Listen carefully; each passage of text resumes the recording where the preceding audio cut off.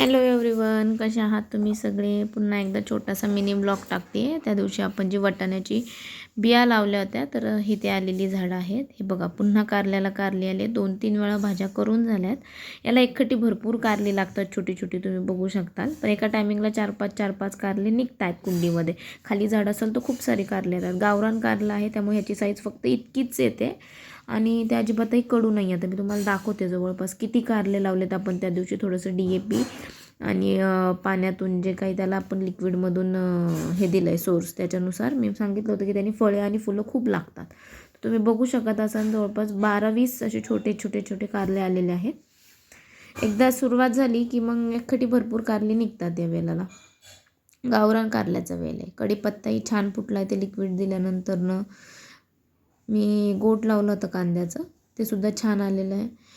आपला जो पुदिना होता जो वाळला होता गावाला गेल्यानंतर मी, तो सुद्धा छान पद्धतीने फुटलेला आहे. टोमॅटोची रोपांनी पण वाढ घेतली आहे, मिरचीच्या रोपांनी वाढ घेतली. आणि तुम्ही बघू शकत असाल तर ही आहे लिंबुनी जी मी कट केली होती आणि त्याला हळद वगैरे लावलं होतं.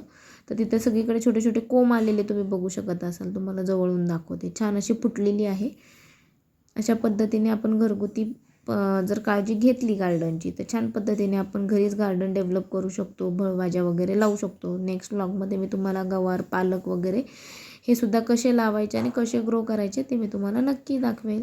व्हिडिओ कसा वाटला आहे लाईक करा, कमेंट करा, शेअर करा आणि आपल्या चॅनलला सबस्क्राईब करायला विसरू नका. हे आहे आपलं शोचं झाड, ते सुद्धा छान फुटलं आहे. कुठे मातीमध्ये शेपूचे बिया होत्या त्यासुद्धा छान फुटत आहेत. चला तर भेटूया नंतर.